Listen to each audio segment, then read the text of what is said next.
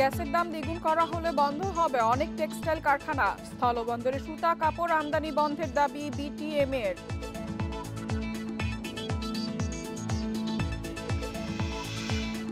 এবার ঈদেও নতুন নোটে থাকছে শেখ মুজিবের ছবি। অর্থ অপচয় রোধে এই সিদ্ধান্ত বাংলাদেশ ব্যাংকের।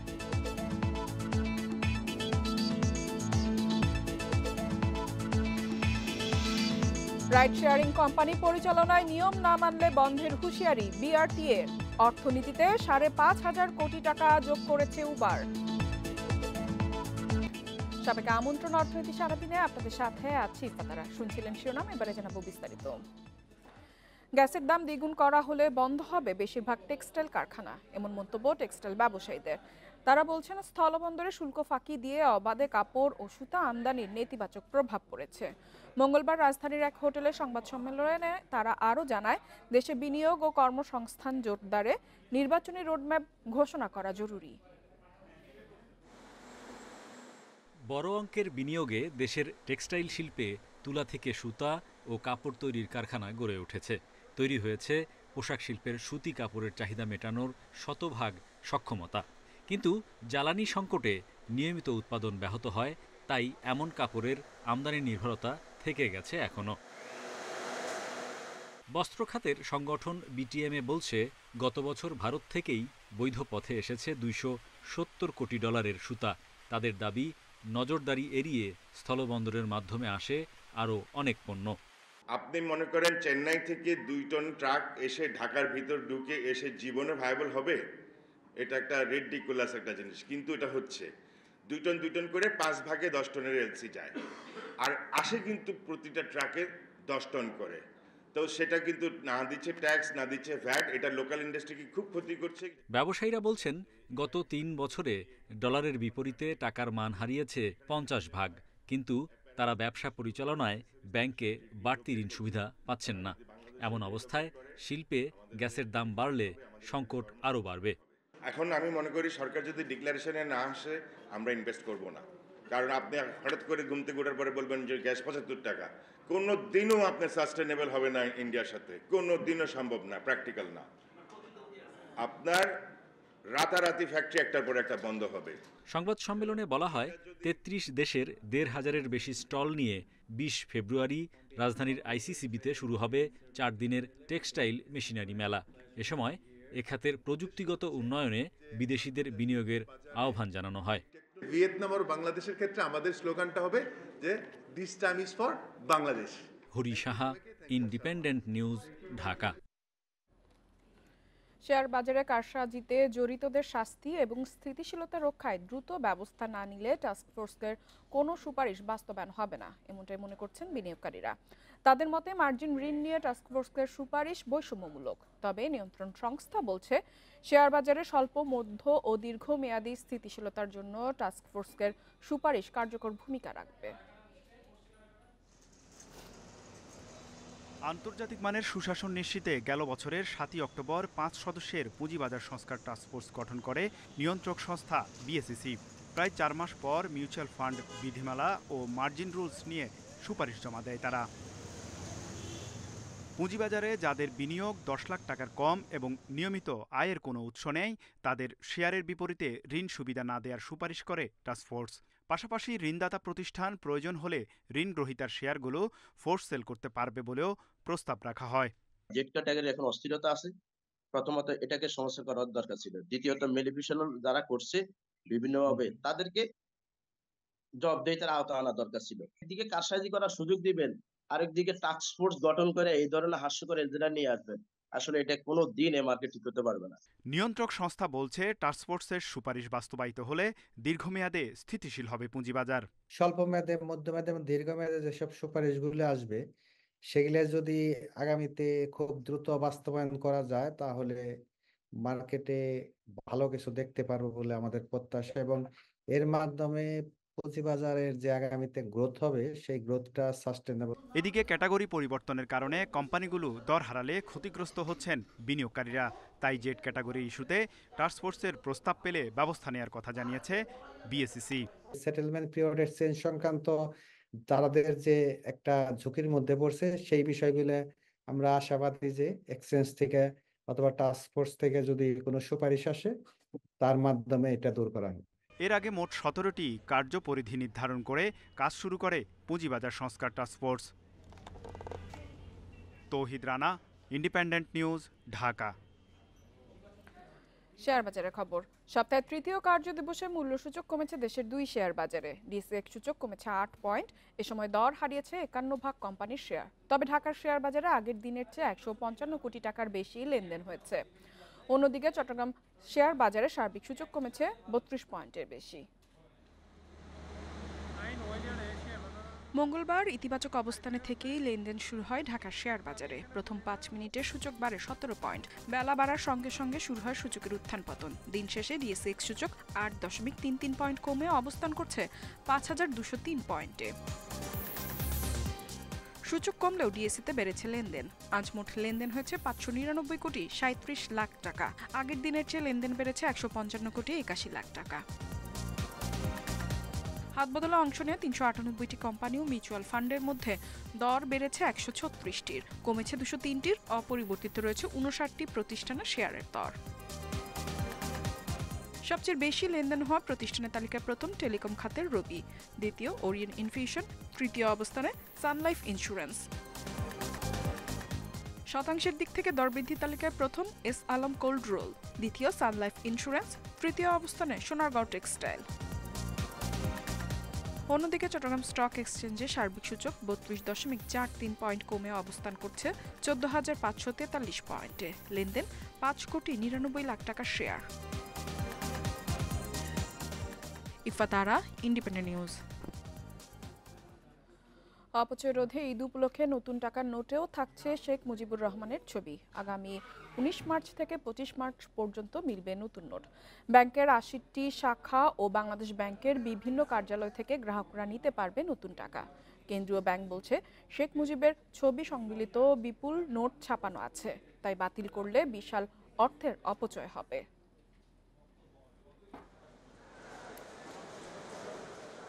ঈদুল ফিতর উপলক্ষে বাণিজ্যিক ব্যাংকের মাধ্যমে বাজারে নতুন নোট ছাড়ছে কেন্দ্রীয় ব্যাংক। গ্রাহকরা নিতে পারবেন 5, 20 ও 50 টাকার নোট। তবে নতুন এসব টাকাতেও থাকছে শেখ মুজিবুর রহমানের ছবি। গণঅভ্যুত্থানের 7 মাস পরও বাজারে শেখ মুজিবুর রহমানের ছবি সংবলিত নতুন নোট ছাড়তে যাচ্ছে বাংলাদেশ ব্যাংক। 19 মার্চ থেকে 25 মার্চ পর্যন্ত বাণিজ্যিক ব্যাংকের 80টি শাখা ছাড়াও বাংলাদেশ ব্যাংকের বিভিন্ন কার্যালয় থেকে গ্রাহকরা নিতে পারবেন নতুন নোট। যে সকল ব্রাঞ্চে এই টাকাটা ছাড়া হবে সেখানে নির্দেশ দেওয়া আছে যে তারা জনগণের স্বার্থে দৃশ্যমান হয় এইরূপ দৃশ্যমান জায়গায় ছাপিয়ে দিবে নোটিশ আকারে যে কোনো গ্রাহক কোন ডিনোমিনেশনের কতটি নোট তারা পাবে। অর্থাৎ এখানে ব্যক্তি থেকে ব্যক্তির কোনো বিভেদের সুযোগ নেই। কেন্দ্রীয় ব্যাংকের মুখপাত্র বলছে, ছাপানো নোটগুলো বাতিল করলে বিপুল অঙ্কের অর্থের অপচয় হবে। তবে আগামী এপ্রিল থেকে মে মাস নাগাদ জুলাই বিপ্লবের গ্রাফিতির নতুন নোট বাজারে আসবে বলে জানান কেন্দ্রীয় ব্যাংকের মুখপাত্র। অপচয়ের বিষয়টাও আমরা মাথায় রেখে পূর্ববর্তী যে ডিজাইন বা বর্তমানে যে বিদ্যমান ডিজাইন আছে সেই ডিজাইনেরই 5 টাকা, 20 টাকা এবং 50 টাকার নোট মোট 80টি ব্রাঞ্চের মাধ্যমে এই 3 ডিনোমিনেশনের নোট বাজারে প্রচলন করব। বাংলাদেশ ব্যাংকের তথ্য অনুযায়ী গত ডিসেম্বর পর্যন্ত বাজারে কেন্দ্রীয় ব্যাংকের ইস্যুকৃত নোট ছিল 3,01,774 কোটি টাকার। Shafil Alam Sujan, Independent news, Dhaka. আর্থিক খাতের প্রতি আস্থা ফিরতে শুরু করেছে সাধারণ মানুষের, যার প্রভাবে গত বছরের জুলাই থেকে ডিসেম্বর পর্যন্ত 6 মাসে ব্যাংকে 34,500 কোটি টাকা আমানত বেড়েছে। এতে ডিসেম্বর শেষে ব্যাংক খাতে মোট আমানতের পরিমাণ দাঁড়িয়েছে 17,77,315 কোটি টাকা। বাংলাদেশ ব্যাংকের প্রতিবেদন অনুযায়ী ব্যাংক খাতে জুন শেষে মোট আমানতের পরিমাণ ছিল 17,42,798 কোটি টাকা। ডিসেম্বর শেষে প্রায় 2% বা 34,517 কোটি টাকা বেড়েছে। বিপরীতে ব্যাংকগুলোর বিতরণ করা ঋণের পরিমাণ ছিল প্রায় 17,02,589 কোটি টাকা। সেই হিসেবে আমানতের প্রায় 96% ঋণ হিসেবে বিতরণ করেছে ব্যাংকগুলো। জুন শেষে ব্যাংকের বাইরে মানুষের হাতে থাকা টাকার পরিমাণ ছিল 2,90,436 কোটি টাকা। ডিসেম্বর শেষে তা দাঁড়ায় 2,76,341 কোটি টাকায়। সেই হিসেবে 6 মাসে বাইরে থাকা প্রায় 14,000 কোটি টাকা ব্যাংকে ফিরে এসেছে।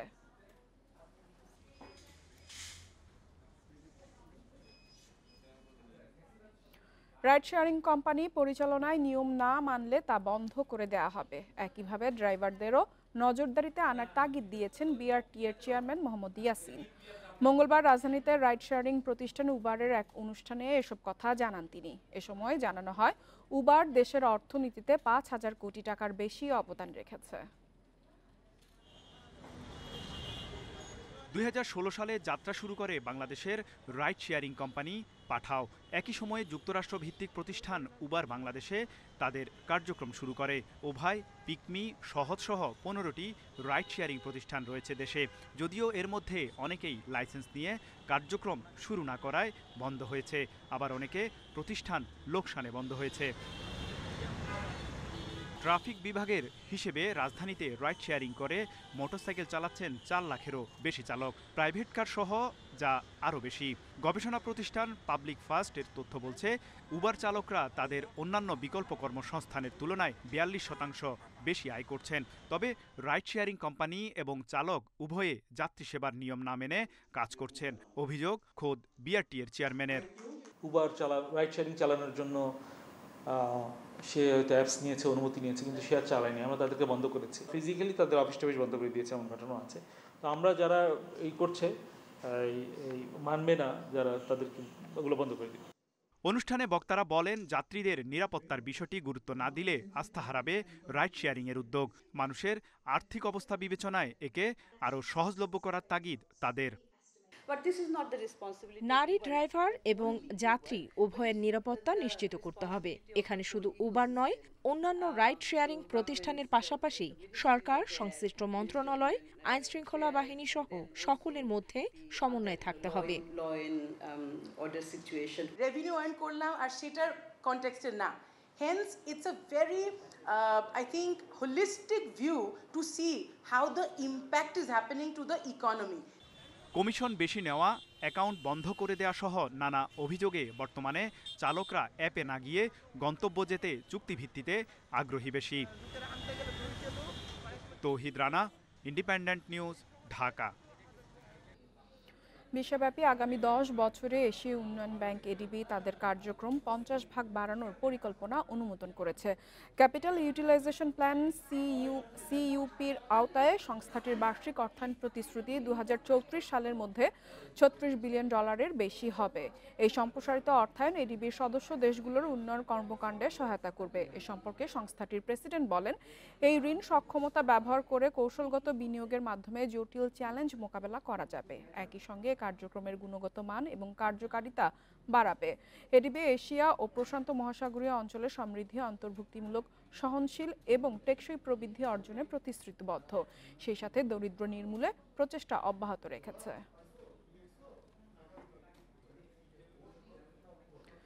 দেশের ইতিহাসে প্রথমবারের মতো স্বর্ণের ভরির দাম ছাড়িয়েছে 1.5 লাখ টাকা। আজ থেকে 22 ক্যারেটের এক ভরি স্বর্ণের দাম 1,470 টাকা বাড়িয়ে 1,51,280 টাকা নির্ধারণ করা হয়েছে, জানিয়েছে বাংলাদেশ জুয়েলার্স সমিতি বাজুস। সংগঠনের বিজ্ঞপ্তিতে জানানো হয়, স্থানীয় বাজারে তেজাবি স্বর্ণের দাম বাড়ার পরিপ্রেক্ষিতে এ দাম বাড়ানো হয়েছে। এতদিন 22 ক্যারেট এক ভরি স্বর্ণের সর্বোচ্চ দাম ছিল 1,49,812 টাকা।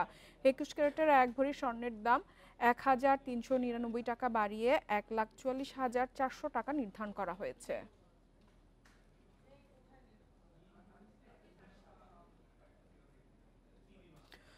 বসুন্ধরা গ্রুপের এমডি সায়েম সোবহান আনভীর সহ পরিবারের 3 সদস্যের নামে যুক্তরাজ্য ও সংযুক্ত আরব আমিরাতে থাকা সম্পদ জব্দের নির্দেশ দিয়েছে আদালত। দুর্নীতি দমন কমিশনের আবেদনের পরিপ্রেক্ষিতে ঢাকা মহানগর জ্যেষ্ঠ বিশেষ জজ মোহাম্মদ জাকির হোসেন গালিব এ আদেশ দেন।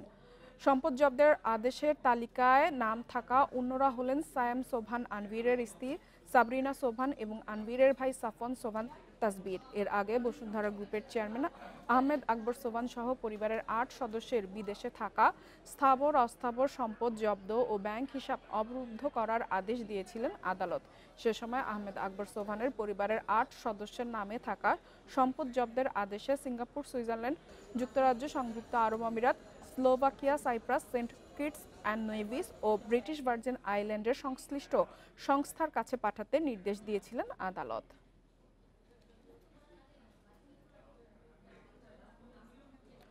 খুলনায় আগুনে পুড়ে গেছে 6টি দোকান। দুপুরে নগরীর বয়রা পূজা খোলা এলাকায় লেপ তোশক তৈরির একটি দোকানে আগুন লাগে। খবর পেয়ে ফায়ার সার্ভিসের 5টি ইউনিট প্রায় 1 ঘন্টা চেষ্টায় আগুন নিয়ন্ত্রণে আনে। ফায়ার সার্ভিস জানায় দুপুরে হঠাৎ লেপ তোশক তৈরির একটি দোকানে আগুন লাগে। মুহূর্তের মধ্যেই পাশের এলপি গ্যাস বিক্রির দোকান সহ 5টি দোকানে তা ছড়িয়ে পড়ে। খবর পেয়ে ফায়ার সার্ভিসের 5টি ইউনিট 1 ঘন্টার চেষ্টায় আগুন নিয়ন্ত্রণে আনে। তবে তাৎক্ষণিকভাবে আগুন লাগার কারণ ও ক্ষয়ক্ষতির পরিমাণ জানাতে পারেনি ফায়ার সার্ভিস।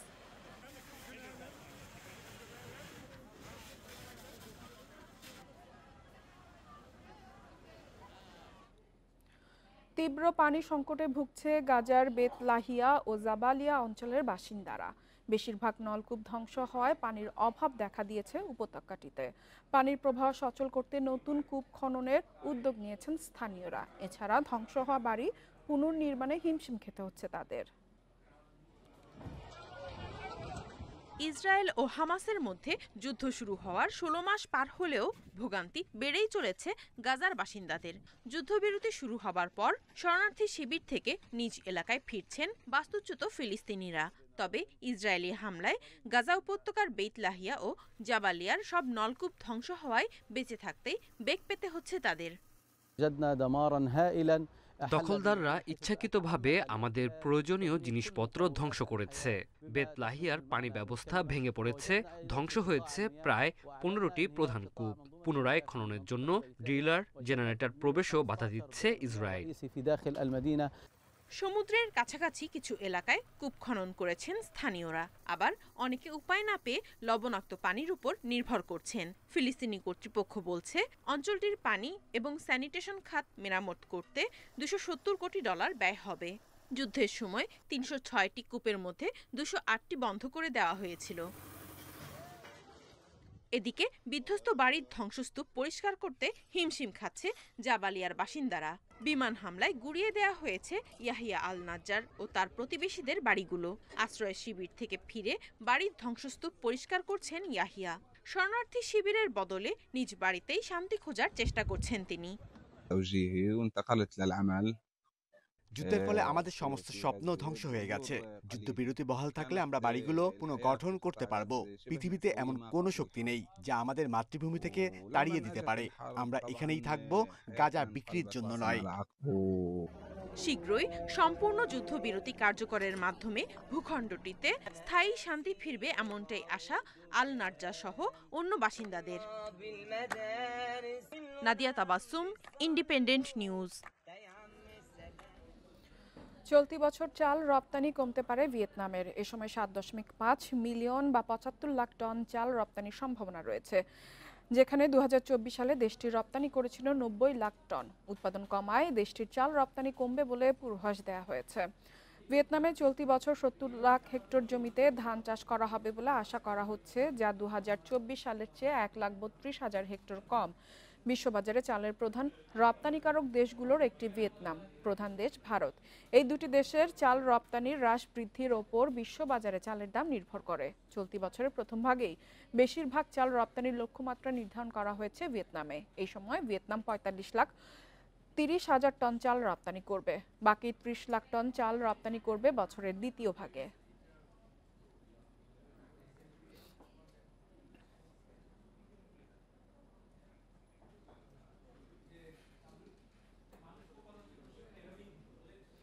এবার জানাবো বিশ্বের প্রধান মুদ্রার সাথে টাকার আজকের বিনিময় হার।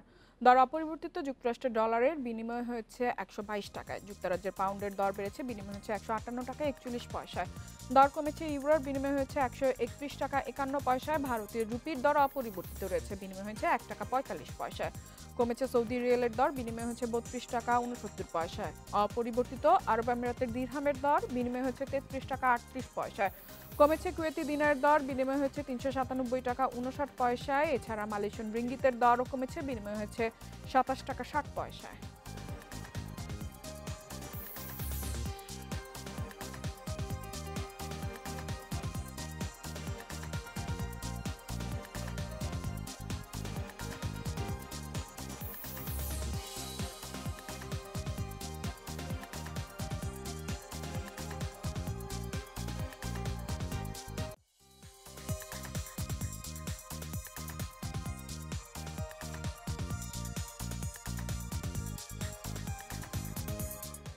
আর এই ছিল অর্থনীতি সারাদিনের আজকের আয়োজনে। ইন্ডিপেন্ডেন্ট টেলিভিশনের সব খবর আরও জানতে চোখ রাখুন ফেসবুক, ইউটিউব এবং এক্সে। আমন্ত্রণ আমাদের পরবর্তী সংবাদে।